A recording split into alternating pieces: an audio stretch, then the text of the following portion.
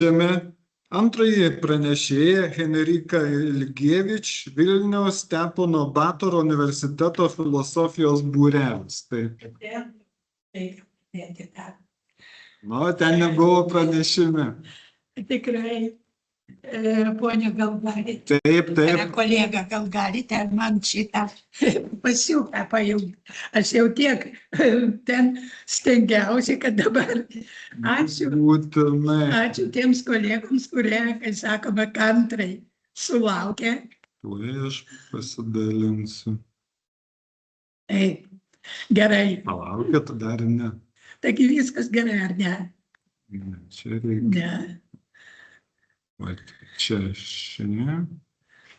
Nu, jūs pavarysite, aš skaitysiu, o jūs pagal turinį ten ir pavarysite. Ta pasiūka. Va. O, nu gerai. O štai. Aha. Jūs pati suksit skaityti? Jūs gal. Sakau. Ten taip jau pagal temą. Tai gal kolega atėję arčiau ateikite. Ar sakot, gerai girdite? Gerai, tada skaitysiu.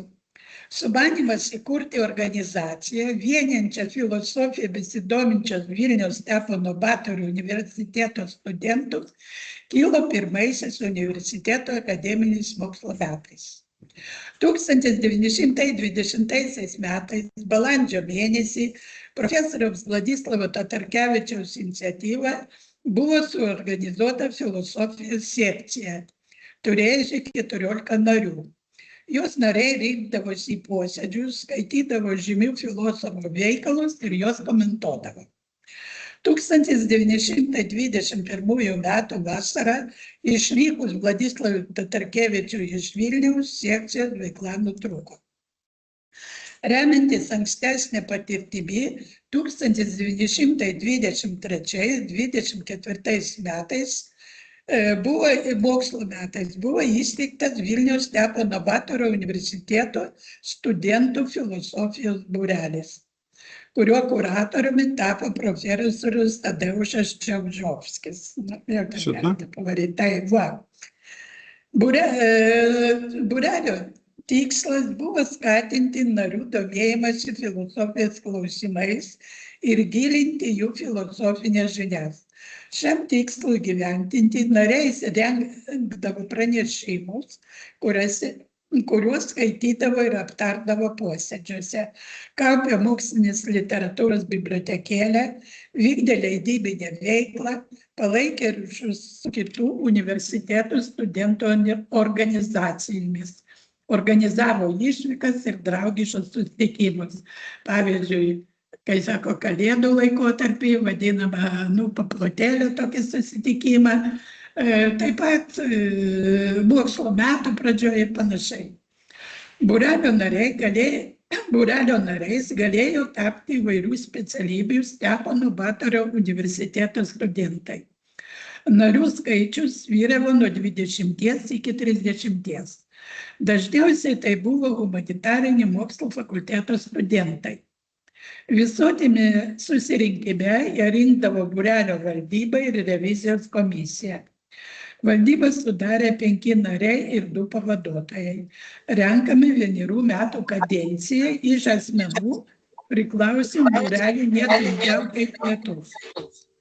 Išrinkti valdybos nariai tarpusavėje pasiskirstavo pareigas pirmininko, pirmininko pavaduotojo, sekretoriaus, iždininko ir bibliotekininko. Revizijos komisiją sudarė 2 nariai ir 2 pavaduotojai, taip pat renkami 1 metų kadencijai. Skirtingais metais būreliui vadovavo Benediktas Vaičinskis, Tomašas Ratkovskis, Aleksandras Zaikovska, Janas Rutskis, Stanislavas Vavžinčikas, Franciškas Igdanas, Eugenijus Aniščenko ir Larisas Stavdunivona. Vykdydamas savo veiklos programą, filosofijos būrelis daugiausia dėmesio skyrė paskaitiniai veiklai. Kiekvienais ataskaitiniais metais įvykdavo nuo 12 iki 16 posėdžių, kuriuose būdavo skaitomi moksliniai pranešimai. Dažniausiai jos rengdavo patys būrelio nariai, nagrinėję etikos, filosofijos istorijos, kultūros filosofijos, socialinės minties ir šiuolaikinių filosofijos krypčių temas. Mokslinėse posėdžiuose dalyvaudavo nuo 10 iki 20 asmenų. Be būrelio narių nuolatinis dalyvis buvo kuratorius profesorius Tadeušas Čižovskis. Į posėdžius taip pat ateidavo kiti universitetų profesoriai Marijanas Masonijos, Manfredas Krydlis, Bogumilas Asinovskis, Ivas Javorskis, Julijus Rudnickis ir kiti. Kartais posėdžiuose lankydavosi ir Vilniuje viešėję kitų Lenkijos aukštųjų mokyklų profesoriai. Nuo 1927–28 mokslo metų už geriausiai perskaitytą pranešimą studentams buvo skiriama 50 zlotų premija. Jis teigė ją universiteto profesoriai. 1928 metais ją gavo Sava Friedmanas, 1929 metais Zislavas Plevako, 1930 metais Sergijus Arsenjevas, 1935 metais Janas Glambockis, 1937 metais Larisa Stavbunikūna. Stepono Batorio universiteto profesorių studentai filosofai dalyvaudavo ir renginiuose kituose miestuose. Pavyzdžiui, trečiajame Lenkijos filosofų suvažiavime vykusiame 1936 metais rugsėjo 24–27 dieną Krokuvoje. Suvažiavime pranešimus skaitė profesorius Bogumilas Asinovskis, Mokslas ir filosofija tokiu pavadinimu, daktaras Michalas Ambrosas, Lenkų filosofinė bibliografija. Profesorius daktaras Tadeušas Čižovskis apie aksiologijos objektą ir daktaras Sava Friedmanas teisės apibrėžimo problema. Suvažiavime taip pat dalyvavo būrelio pirmininkas Franciškas Indanas ir narė Marija Žaluška. Sekdamas kitų studentų organizacijų pavyzdžių, būrelis organizuodavo taip pat išvykas į vaizdingas Vilniaus apylinkes, Trakus, Panerius, Verkius, Žaliuosius ežerus. Kartais jos vykdavo kartu su polonistų būrelio nariais. Ten merginų buvo. Taip pat įvairiomis progomis buvo rengiami draugiški susitikimai.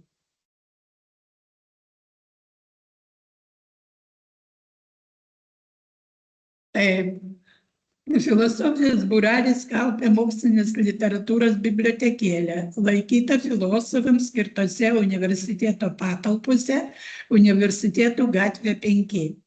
1937 metais joje buvo 201 knyga, o 1938 213 knygų. Jomis naudojasi studentai ruošdamiesi seminarams, egzaminams, taip pat pranešimams būrelio posėdžius. Svarbiausias būrelio leidybinis pasiekimas, reikia pasakyti, kad dažnai jie irgi spausdindavo kur tik tai, kai sako, galėdavo savo darbus. Bet pats būrelis išleido tik tai vieną kolektyvinį darbą, tiesa 2 tomų, kuris vadinasi Ogulna nauka opravė. Tai yra bendrasis mokslas apie teisę. Čia tas viršelis toks, jau žinot, buvo labai pageltęs, dėl to nelabai ryškiai matosi. Leidinį redagavo profesorius Brodislavas Vrublevskis, o jo leidybą finansavo universiteto senatas ir rektoratas. Pirmojo tomo spausdinimas Vilniaus spaustuvėje Grafika kainavo 2505 zlotus, antrojo 1800 zlotų. Tais laikais tai buvo nemaža suma. Pirmasis tomas išleistas 1936 metais. Jame publikuoti 5 universiteto studentų ir absolventų darbai. Juzefo Zaikovskio įvadas į tyrimus apie interesų sąvoką teisėje ir civilinėme procese. Daktaro Andžejaus Macielskio paprastas protas ir šiuolaikinis bendrasis teisės mokslas. Savos Friedmano teisinė dogmatika sociologijos šviesoje. Pirma dalis apie įstatymą aiškinimą. Sergejaus Arsenjevo bandymas susisintetinti esminius filosofinius teisinius prieštaravimus ir daktaro Jano Rutskio, kas yra simptomas. Jeigu kolegos manot, kad aš viską ten supratau skaitydama, tai labai klysta. Daugiausia nesupratau. Gerai, antrasis tomas pasirodė 38 metais. Jame buvo įspaudinti šie darbai. Daktaro docento Andžejaus Macielskio, jis, matote, jau apsigynė, kai sako, darbą ir tapo docento. Funkcionalizmas, teisė ir teisės moksle. Daktaro docento Mykolo Krūliaus sutarties normos kūryba procesas. Profesorius Bronislavo Vrublevskio įstatyminių normų atradimas. Daktaro Juzefo Zaikovskio apie supratimą. Ir daktaro Savos Friedmano ir magistro Elijos Drapkino bendras darbas teisinė prezumpcija. Šis leidinys, parengtas būrelio pastangomis, liudija aukštą jaunųjų tyrėjų mokslinį lygį ir prisidėjo prie Lenkų teisinės metodologijos, įstatymo aiškinimo bei teisės filosofijos plėtros. Tai buvo reikšmingas indėlis į tarpukario Lenkų teisės metodologijos raidą. Filosofijos būrelio, kaip ir daugelio kitų tarpukario Vilniaus institucijų bei visuomeninių organizacijų veiklą, nutraukė 39 metais rugsėjo 1 dieną prasidėjęs Antrasis pasaulinis karas. Lenkija užpultai Vokietijos ir Sovietų sąjungai nepavyko apsiginti ir šalis buvo okupuota. 1939 metais rugsėjo 18-19 dieną Raudonoji armija užėmė Vilnių. Prasidėjo 40 dienų trukusi sovietų okupacija. Nepaisant karo, Stepono Batoro universitetas 39 metų spalį pradėjo eilinis mokslo metus. Tačiau ir jo studentų organizacijų veikla artėjo prie pabaigos. Pagal 39 metų spalio 10 dieną pasirašytas susitarimas Sovietų sąjunga perdavė Vilnių Lietuvai. O 39 metų gruodžio 15 dieną, reiškia labai greitai, Lietuvos valdžia įsakė Stepono Batoro universitetą likviduoti. Jo turtus buvo perduotas iš Kauno į Vilnių perkeltiems Vytauto Didžiojo universiteto padaliniams ir kitoms lietuviškoms institucijoms. Taip pat buvo nusavintas studentų organizacijų turtas. Žinot, jis buvo nedidelis. Karas ir okupacijas išblaškė būrelio narius ir jų dėstytojus. Pirmaisiais karo metais žuvo absolventas Janas Rutskis, ir autorius tos knygos, vienas iš autorių. 1941 metų gestapininkams darant kratą jo bute, nuo širdies smūgio mirė profesorius Bronislavas Vrublevskis. Kilus karui paliko Vilnių docentas Andžejus Macielskis.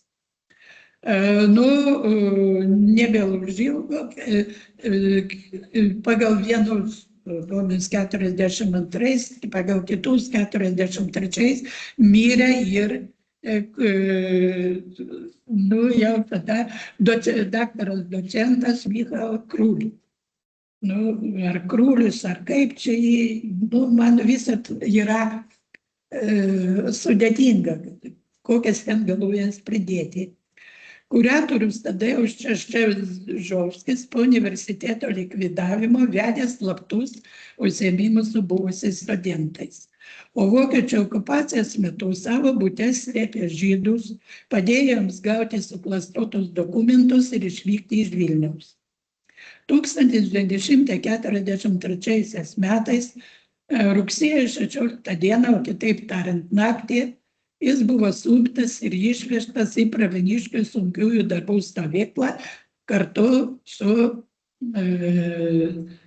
sakytum, 89 kitais suimtais Lenkų inteligentijos atstovai. Prieš tai 10 iš jų buvo sušaudyti Paneruose.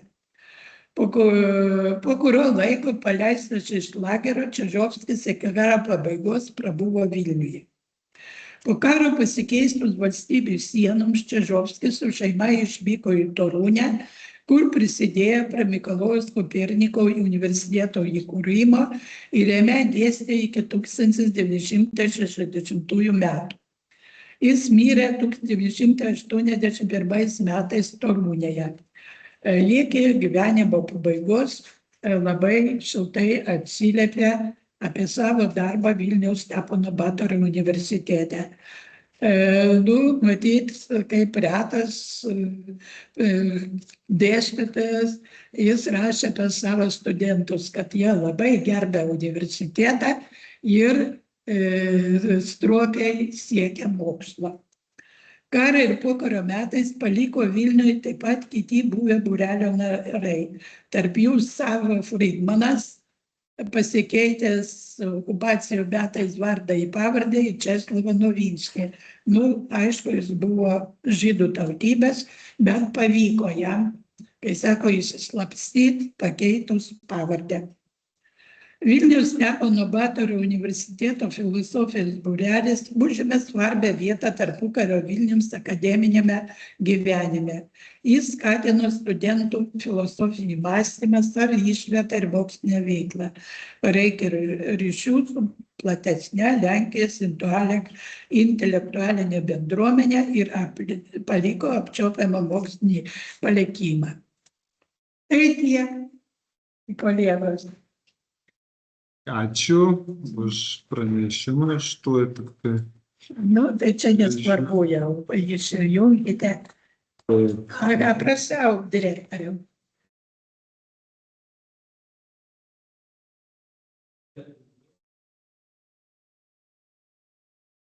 Dar vienas klausimas. Kaip po bendradarbiavimo su kitais Lenkijos universitetais, o gal ir su politikai?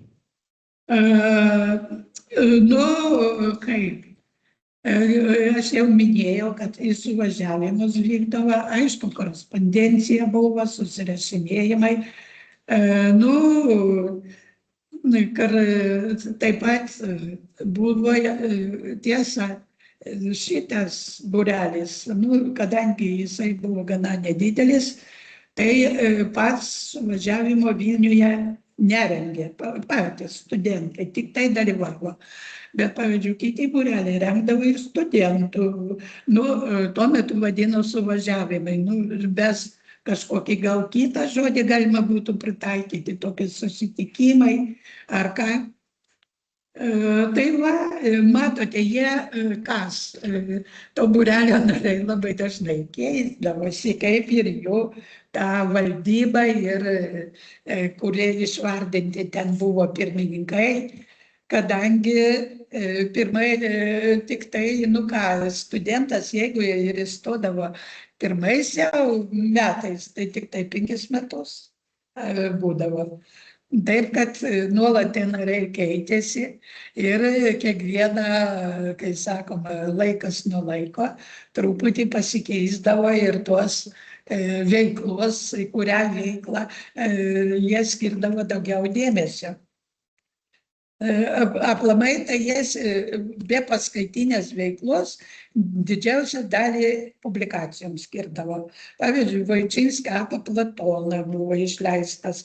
Aplamai tai kuratorius apie tą Benediktą Vaičinskį, vieną pirmųjų pirmininką, labai gerai atsiliepė, kad tai buvo labai stropus, gabus jaunuolis, bet deja, jį labai anksti mirė nudžiovus. Tuo metu dėja. siautėjo džiova. Aha. Nu, kad su Lietuvos, pavyzdžiui, Respublikos. Gal ten neišliko, nes taip, tai tarp filosofų, tų jau filosofų, ne studentų filosofų, tai buvo, pavyzdžiui, Tatarkevičius palaikė ryšius ir kiti tie filosofai. Vienas toks rusišką pavardę dabar užkrito filosofas iš pradžių dirbo. Slavskas. Dirbo iš pradžių Vilniui, paskui Kaune, Kauno didžiojo universitete. Taip pat ir ryšiai buvo. Bet tarp studentų, kažkaip gal dokumentacijų neišliko kokių. Asmeniniai galėjo būti. Taip, dar turim tada, kad... Dar kolegė Lėja, ne, Tėja.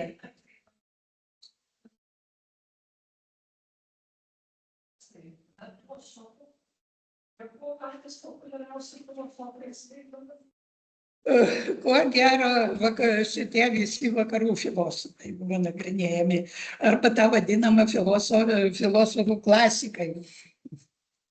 Aš šitų paskaitų čia, kadangi labai mūsų sekretorė šitos draugijos rašė 15 minučių ir žiūrėkit, kad neužtęsti. Taip, bet buvo ir tokių etikos klausimais, ir sociologijos klausimais, žinot. Taip.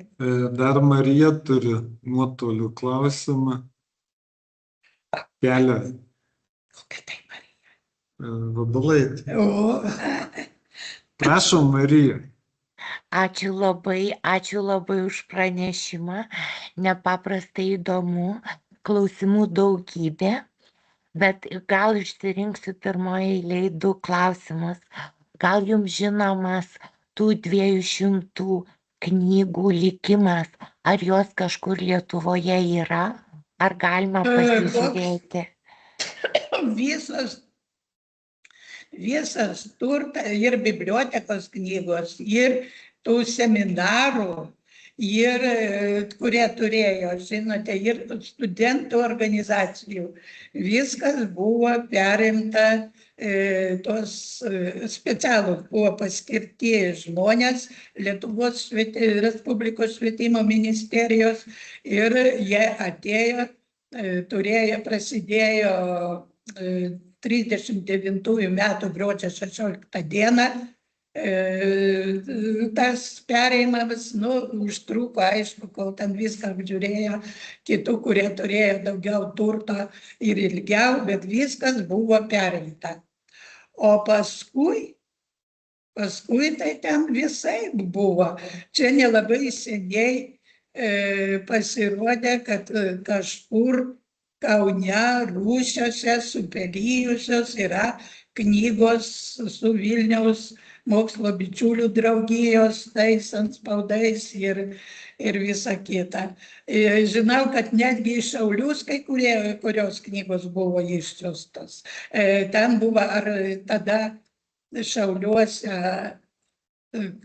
ar draugijai kokiai, ar ką, vienu žodžiu, jau aš sustoju ties to laikotarpiu. Kadangi istorikas, kad galėtų labai, žinote, 50 metų yra, kai tie dokumentai neprieinami istorikams. Kadangi pas mus ten ir darbuotojų trūksta ir viską, tai kartais ir žymiai daugiau tų metų, kada jie mums tampa prieinami. Visiškai neseniai, tik tai čia jau gal po tų 2010 ar kada metų tik tapo praeinamas centriniam archyve Stepono Batoro universiteto fondas. Tai aš jį ir naudoju, ponė, tą fondą, ruošdama tos visus pranešimus. Taip, kad koks ten toliau paskui buvo jų likimas. Pavyzdžiui, aš tik tai žinau, kur buvo Rytų Europos mokslinio tyrimų institutas ir politinių mokslų mokykla, tai dabartinės patalpos Vrublevskio bibliotekos. Ir tuo metu Vrublevskio. Jie tuose patalpose tilpo visos trys. Tai žinau, kad ten daug knygų, ypač kadangi jie turėjo taip vadinamai sovietologinį tą fondą, tai daug knygų buvo ir sunaikinta, tai yra, matyt, permelt veždavo, kadangi buvo nutarta, kad jis yra kenksmingas sovietinė ideologijos. Nu, kaip ten universiteto Stepono Batorio.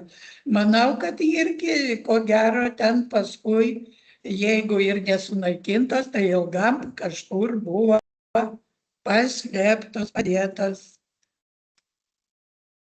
Tai čia jau laukia, kadangi tai, kai sakoma, jaunesnių istoriko kartos darbas šitą jau sovietinį laikotarpį išnagrinėti. Labai ačiū, jūs ir į antrą klausimą atsakėt. Man būtų nepaprastai įdomu pavartyti užrašus to būrelio, ar būsimų pranešimų, ar kažko. Ir ačiū labai, nebent dar vienas dalykas. Jūs sakot, kad nebuvo daug laiko. Yragi Alvydas visas skyrius organizuoja Lietuvos filosofijos trajektorijas. Gal jūs mums plačiau apie tą būrelį papasakosite? Yra kita konferencija. Ačiū, poniai, bet iš mane filosofas tai jau nulinis. Tai mes ir filosofijos istorijos priima pranešimą. Aš mokslo istorikė, aplamai, tai yra kultūros ir mokslo istorikė, jau mūsų toks tas šitą. Bet aišku, filosofija, taigi irgi mokslas. Tai matote, aš kitaip kalbu. Ne apie ten tos sielos virpesius ir sudėtingos. O kas ką parašė, kada ir kaip. Tai tas irgi tinka toj mūsų konferencijoje. Tai Aš pirmą kartą išdrįsau ateiti. gerai, viskas labai puiku, įdomu. O aš dar norėčiau tada irgi užduoti klausimą. O Prašau. kodėl tas filosofijos būrelis apie teisę rašė? Šitą, kaip čia buvo teisės filosofija, viską. Ir ten, tai jūs skaitot lenkiškai, yra mūsų bibliotekoje tas veikalas, Nuogulna nauka upravė. Tai jūs tikrai apie jų turinį ir problemas daugiau suprasit negu aš. Nes aš aiškiai mačiau, kokia ten yra, kas ką parašė, bet ten esmė šitų straipsnių. Tai žinote, jau man sunkiai ėjo suprasti, ką jie ten rašė. Bet tas, jie, vienu žodžiu, teisės filosofija, arba kaip čia tą tokį parašyti. Man irgi iš pradžių pasirodė keistai, kadangi buvo ir teisininkų būrelis. Ir jie irgi leido viską. Aš šitaip. Kągi, gerai, ačiū Jums. Ačiū Jums.